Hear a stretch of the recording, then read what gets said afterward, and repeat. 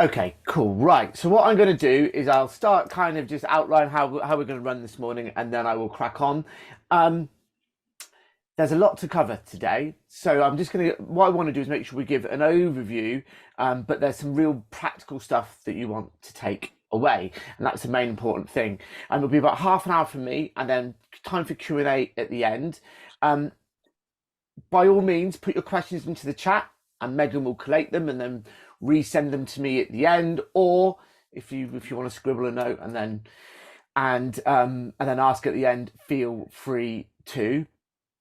That said, if there is something absolutely burning that needs to be asked right then and fundamental, wave your hand, do something crazy, and we can answer it then. I will make the slides and recordings available at the end as well, so don't worry too much. There are slides, but I'm not, anyone who's seen me speak before will know that I don't, the slides are there more to keep me on track rather than give you particular information so that I don't go wandering off on all sorts of tangents. So I hope you enjoy. I'm going to crack on now, and I'm going to start with some stats. So 84%, is it where we're working? There we go. 84% of B2B decision makers start their buying process with a referral. And not only that, but they actually have a much higher lifetime value. And if that isn't enough, then check out this stat around growth around companies that have this in place. And I think what this does is it really shows that it's not what you know, it's who you know. And this is a saying that we've all heard many, many times, but actually referrals and word of mouth are the oldest form of marketing. And for most businesses, it's still their most successful form of new leads.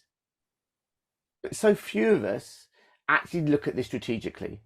And in the current climate, whatever your thoughts about taking part in a recession or not, it is going to be even more vital to do more with what we've got. And two things we all have, our customers and our credibility. And we can leverage these much more effectively.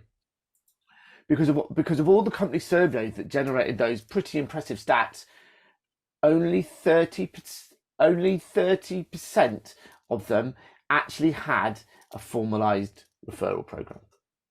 And that's my passion, is about getting much more people working really strategically and effectively in this way of working. Why is it me talking to you about this? I'm going to very quickly give you a little bit on me. So I built my own membership organization. I've got a background in business membership, worked for the Chamber of Commerce. I then built my own membership organization up to 2,000 members, almost entirely through referrals and strategic partnerships. I've then been responsible for delivering leads to some of the big brands you can see on the screen there, thousands and thousands of leads over a course of kind of a 10-year period. And now I've spent the last 3 years, since just before COVID actually, helping other ambitious business owners make the most of their word of mouth strategy. So that's a little bit about why it is I do what I do and why you should listen to me. But you're not here to hear about me, you're here to help grow your business. So there's two things that I want to cover today, and we are going to be looking at referrals, and we're going to be looking at partnerships. And I class these as two slightly different things. So referrals are those ones that you can get from anyone and anyone at slightly ad hoc times. They're your typical kind of customer referrals, or maybe the ones you ask for in a networking event. And they are great. They're awesome, but they can be a bit ad hoc, and they're not always our ideal client profile. I'm sure we've all had, quick nods or waves of hands, I'm sure we've all had instances where we've had a lead come through, where we've been obliged to kind of maybe service it and take it further down a path because it came through a referral, but actually it wasn't really what we were looking for. So referrals are great, but they can have that kind of unpredictability about them. Partnerships and strategic referral partnerships are where we're specifically working with another individual or business or organization that has a vested interest in referring us consistently, and not only referring us, but referring our ideal client at the ideal time to buy, and it's much more targeted. So what I want to do today is do a few things on referrals that we can go and use right away, and then I'll give you a framework for how we can approach that strategic partner piece. And then right at the very end, I'll literally spend 2 minutes saying how I can potentially support that, and then we'll have a whole bunch of Q&A. So first up, referrals. You've got to ask. You have to, the key to getting more referrals is to ask and ask consistently. So can I just get a quick, for those of you or in the screen or on screen, or put it into the chat, a quick why or a raise of hand if you get referrals into your business at the moment. Okay, and then again, another one if you're actually properly asking for them. No, few people as normal, and then people with a structured process is normally even less. The first clue, and I can see Helen shaking her head violently there. The first trick to getting more referrals on a consistent basis is to ask, and ask consistently. And there's two things I want to cover here. The first one is around if you're not asking because you don't feel confident in doing so. There's a thing that I call the ick, and a couple of other people have used it in my workshops, where they just feel a little bit icky about asking for referrals. Now, I'm not going to ask you to raise your hand or anything if that's you. But there's two things here. People, what you need to remember is that feeling you get when you make a really good introduction. It feels absolutely awesome, right? You know you've done something good and you've connected two people up. The same is true when someone refers you. People love to give referrals. They enjoy giving referrals. So if you're not asking for referrals because you feel like it's going to be a burden or anything like that, what you're actually doing is you're preventing someone from getting that lovely feeling they'd get if they referred you. So it's kind of practically your duty to ask for referrals to help other people feel great about the stuff that they're doing. Now, that's very easy for me to say. What does that look like in practice? Well, if asking for referrals does feel a little bit icky, there's two things that you need to do really. And that's, other than remembering that people love to do it, is to make sure you're asking for them in a way that feels comfortable to you. There's lots of different ways you can ask for a referral. It depends on you and your personality and the personality of the person you're dealing with. Some people ask them outright, very blatantly. Other people like to do it in a slightly more subtle way. But what you do need to do is you need to ask, you need to be asked properly, but do it in a way that feels comfortable to you. Because if you don't find that tone that's right for you, you just won't do it. The other thing that's really important with referrals though, on all of this, is you have to make it easy. It has to be easy for you to do, but most importantly, it has to be easy for the other person to refer you. And this make it easy, easy peasy lemon squeezy, is a theme that's going to run through whether it's referrals or partnerships. You have to make it easy. We are all very, very busy people. Shake your head if you're not busy. I doubt I'm going to see anyone do that, which means we're lazy. And I don't mean lying around on the sofa eating biscuits, watching Netflix lazy. I mean, if something isn't part of our core activity, then and it's not easy for us to do, then it gets put on that I'll get round to that pile, right? You know, that pile that doesn't ever get any smaller until it just gets swept off the desk and then a new one starts. So you have to make it easy for people to do that. And I'm just going to give you two really kind of quick things on how we can do that. The first one is when you ask. So to get people to refer you and really want to do it, you need to ask them at the right time. There are two ideal points in your customer journey when you can ask people for referrals. One is when they're obligated. You shouldn't make people feel obligated. That's not a good look. But there are times when people will naturally feel obligated. The other one is ask people when they're at their most delighted with you, when they've got that wow moment. And for most businesses, that's actually much earlier in the process than when people traditionally ask for a referral. People traditionally ask for a referral when they've finished delivering a project, for example. But actually, for a lot of people, they get that really excited wow moment from their clients and their customers much earlier in the process. I always give the example of when my branding came through. I worked with someone to do my branding, and the biggest wow moment was when I got the first view of it back. And they went, oh, look, here's our initial thoughts. And I get goosebumps whenever I say about it. I was so excited because it was more than I could ever imagine. By the time they delivered all the assets, etc., a month down the line, it was still great, but all they'd done is deliver what I'd expected them to. So it felt great, but it wasn't quite that spectacular moment of when I first got my site. And that's the perfect time to ask for a referral. So I would encourage you all to have a think through your customer journey. And there might be 2 or 3 points along that journey where actually these are the points where I normally get a wow moment. And they're the times to when they do arise, just be ready to ask for that referral. And then in terms of what you're asking for, be specific. Now, this isn't a workshop on how to niching in your business, and I'm not asking you to suddenly become a ultra specialist in what you do. Lots of people will tell you that niching is the way to go. But what you do need to do is be really specific about the referral you're looking for at any one given time. And there's loads of ways you can do that. It doesn't have to necessarily be a really specific person or type of business. It could be a state they're in, it could be something they say, but be really, really specific about what you're looking for, and people will find it much easier to refer you. And this is where a lot of people get a bit of FOMO about this, but if I'm too specific, people won't be able to refer me. If you were going to ask 100 people for a referral, in fact, you know what, let's do 10 in case you're scared of like, I could never ask 100 people. If you were going to ask 10 people for a referral and you were broad in your offering about what you're looking for, I'm looking for small business owners or ambitious small business owners, as an example. 8, 9, 10 will probably say that they can refer you.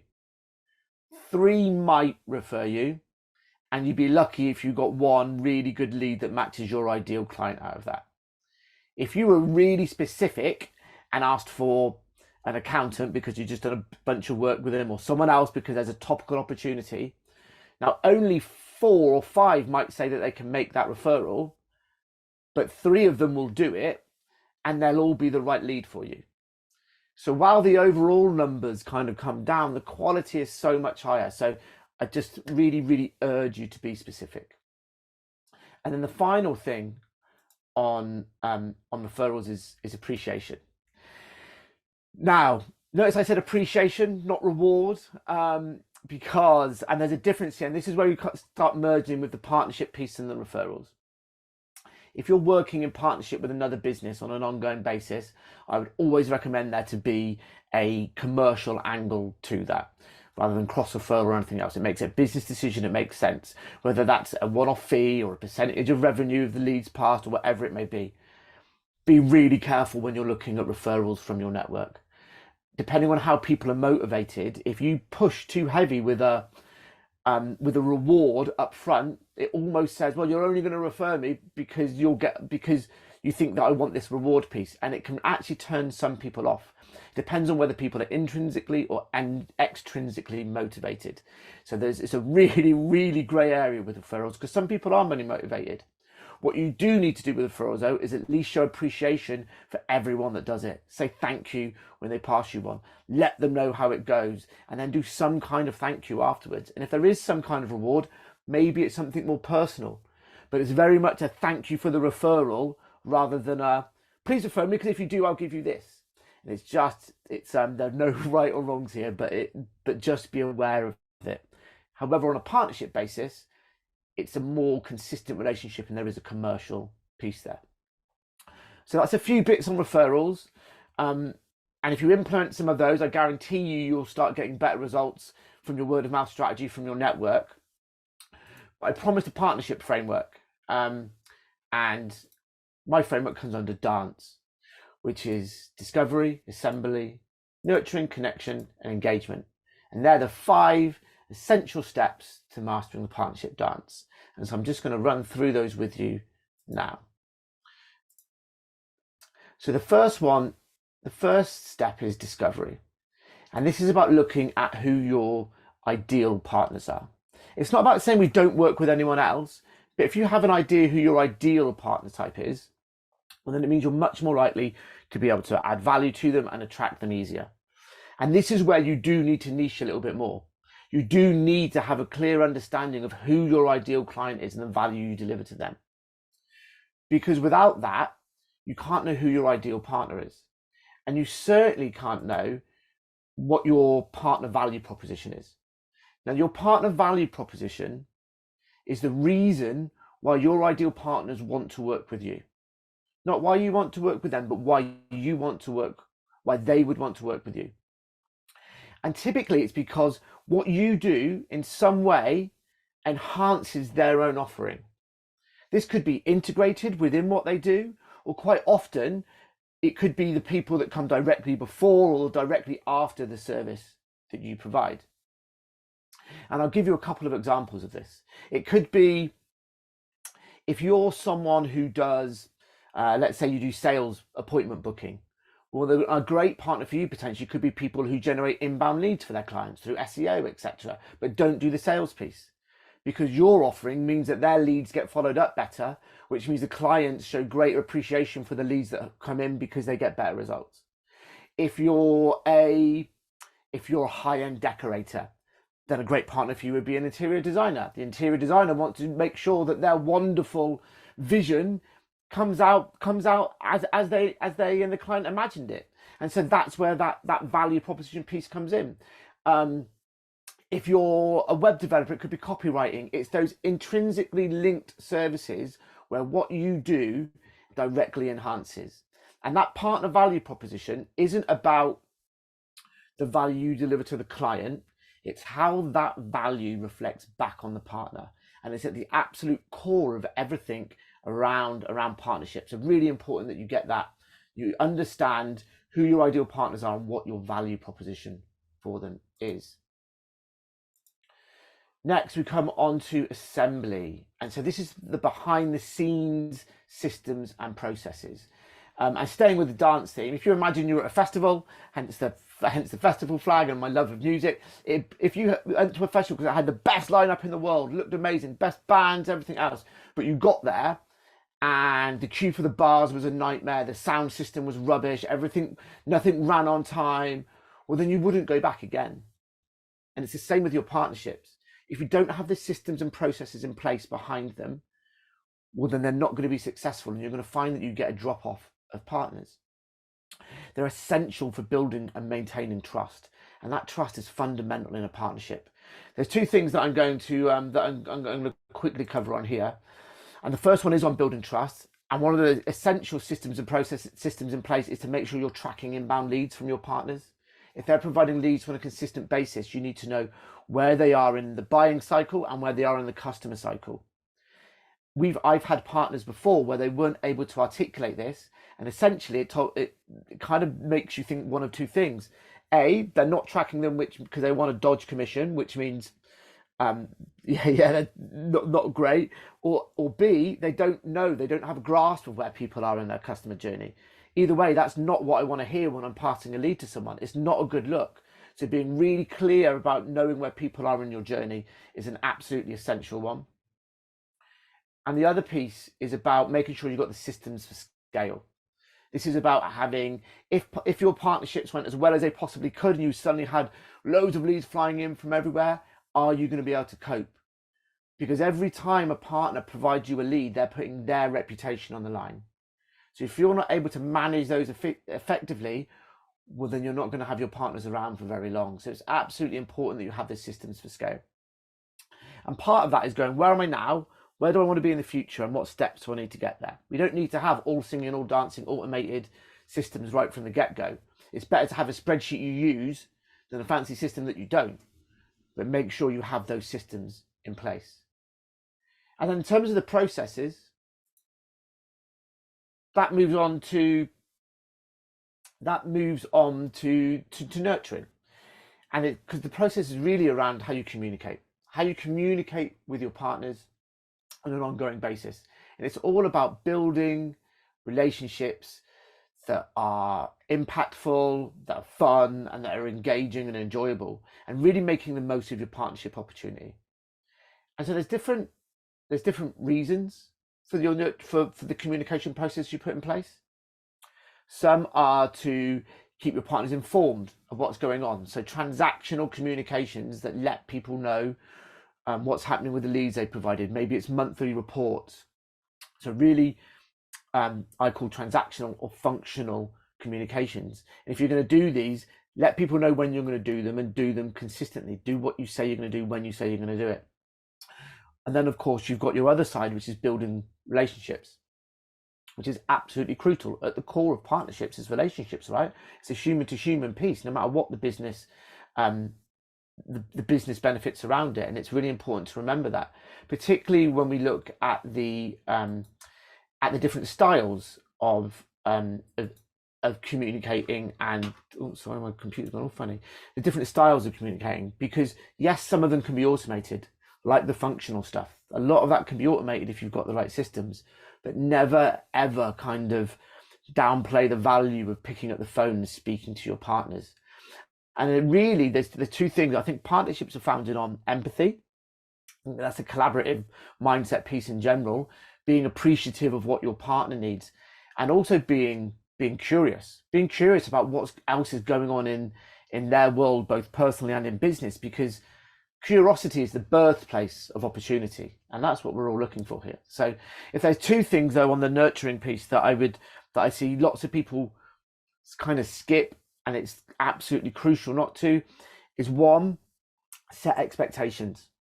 So before someone signs up as a partner of yours, what are the expectations in terms of, it could be how many leads they're going to provide and when. It could be much more micro level around what activities are we going to do and when are we going to do them.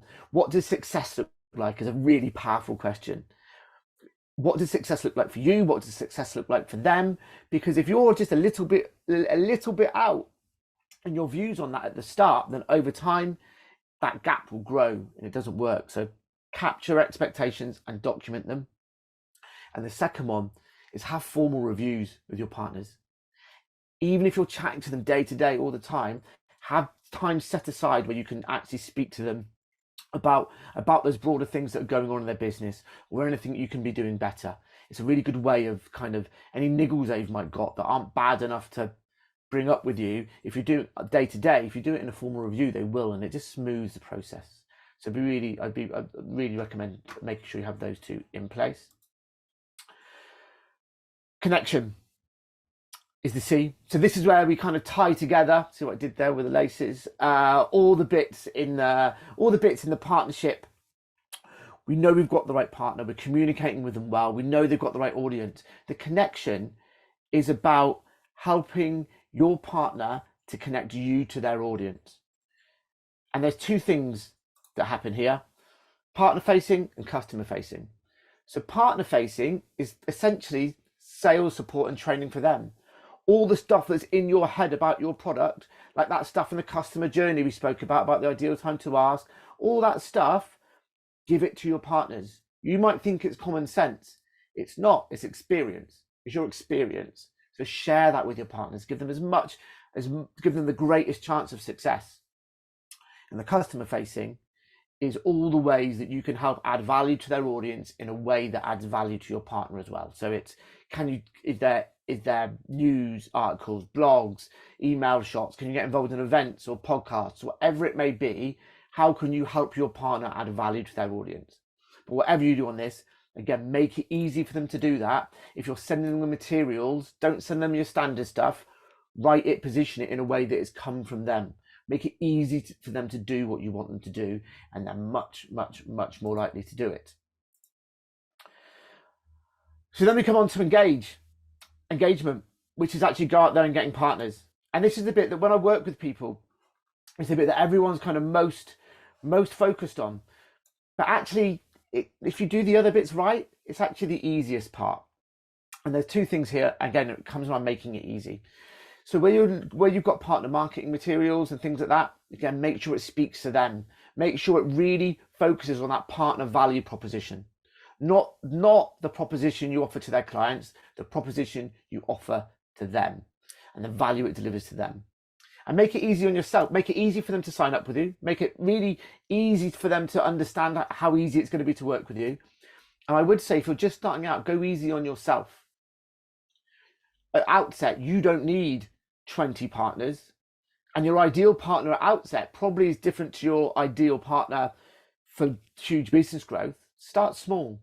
Get a couple of partners on board who are friendly, who are appreciative, where you can test and measure. So go, and for most of us, we've got those quite close around us, or at least within only a one step of separation. Get the other bits right, and actually bringing partners on board becomes easy. So that is a whistle-stop tour through my dance framework. Understand who your ideal partners are and what your value proposition is. Have the systems in place to be able to not only deliver a consistent level of service to them, but be able to scale as your business scales. Make sure that you're communicating with your partners in all the right ways to both provide the functional activity that they need, but also build that human relationship. Give them all the support they need to connect you to their audience, and then going out and getting them becomes easy. Right. Hopefully there's some value in there. If this stuff is of interest, but you think you could do with a little bit more support with it, I'm going to give you very, very quickly 3 quick ways that I can help before we move on to some Q&A. The first one is a Supercharge session. This is where if you've got a specific challenge or specific opportunity, whether referrals or partnerships that you would like some help with, then this is the one for you. It's a quick curiosity call to see what that challenge opportunity is. I then go away and do some background work and kind of get my head around it, do some more work on your business, and then we have a solution session where we come back and we figure out what's going to happen. That's £170 plus VAT. I then have my Kick-Ass collaboration program. So this is for people that are looking at partnerships, and we go all the way through my dance framework delivered in a group coaching format. It's a 6-month program with 2 sessions a month. And this isn't training. This is very much a program. This is about coaching you through a process so that by month 4, you're ready to launch your partnership program to the world, you and the other people within your group. And then the last couple of months are all about that peer support and testing and measuring and really making sure that you're launching successfully. That's a £400. That's £400 a month. As I said, with a 6-month commitment. Anyone that signs up in November, though, gets a free half day with me thrown in, either on partnerships or referrals or whatever you want. And then the final piece is tailored support. Either do that one-to-one or working with your teams on partnerships or referrals, and that starts from $740. So a few next steps for you before Q&A. If you want to book a call with me to discuss any of those previous options, you can do those here. And I think Megan's going to put some links in. If you want the slides, then that's there. And if you want to connect on LinkedIn, I think we're all connected anyway, but if you want to go on LinkedIn and say nice things about me, that would be really appreciated too. So so that's me. Thank you all for listening. Questions and answers. Well, the questions, I have the answers, of course. You only have the questions. So so either put them in the chat or feel free to raise a hand, ask anything, and we'll go from there. Yes, Helen, fire away. I'm struggling to think who I would work with as a partner. I can't. Okay. So remind me, and for the benefit of the people on the call, Helen, what you do? So I am a strategic marketing consultant, but specifically, I can work with anyone, but I've niched in the air show and aviation market because that's what I did for 14 years when I was head of marketing for the Air Tattoo. So I'm trying to think who or how it would work. So okay, so I'm going to give you a really easy process to do, which is what I do. It's what I do if I'm thinking of myself, and it's the first bit I do when I work with people within that discovery session. And I would go somewhere creative and do it. So I normally go for a walk when I do this, but just get away from your normal desk. Mm-hmm. Write down, so have an idea of who your ideal client is at the first point, of course, and also think about what state they're in when they're typically ready to buy from you. But the first thing to do is write a whole great big list of other stuff that they're buying, right? And there's no wrong answers here. There's no wrong answers here, because if you start pre-disqualifying things and it gets you out of that creative space, and you'll get some ridiculous things on there, but that's fine. Just write everything down, go back through that list, cross off the ridiculous ones, go back again and start thinking about who's having congruent conversations about with your target market, right? And when I say what they're buying, think you can do personal as well as business, but it could also be where they're hanging out. So they're part of particular associations. What else are they buying?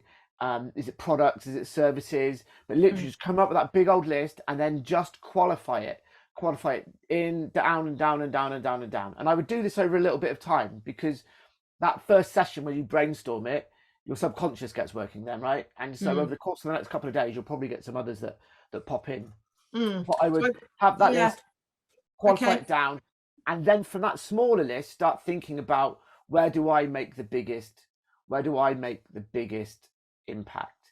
Yeah. So it could be the shows themselves because you help people get more from them, but typically shows don't partner. They look for people to buy stuff from them because most expos are their exhibition sales machines rather than anything anything else. But it's looking about who else is doing what you're what else are they looking at, what else are they buying, what else are they doing. Yeah. And it So could I be have software. gone, I suppose that's the first thing I did when I decided to do this the other month or two, because it's very new. I went to all the big industry associations, the British Air Displays Association that I used to be on the committee of, the European version, and then the American international version, and asked them if they wanted me to speak at their conferences. So I'm speaking at all of their conferences.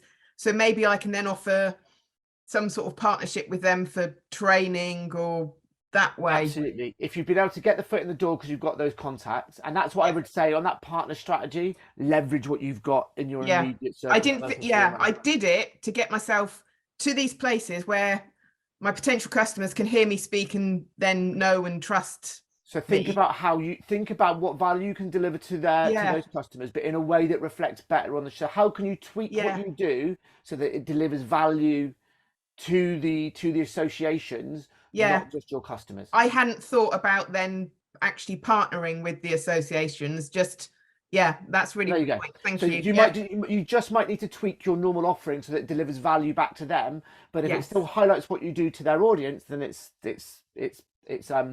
served its purpose. Brilliant. Thank you. Cool. That's excellent. Anyone else? No. Stunned silence. Awesome. Okay. Well, on that note, then I'm going to let you all get off on your Tuesdays. I will. As I said, all the QR codes there, links in the chat. If you want to get in touch, book a call, please do. As soon as the recording's been top and tailed and everything else, we will share that with you as well. But until then, have a wonderful Tuesday and enjoy the rest of your week. Thanks, everyone.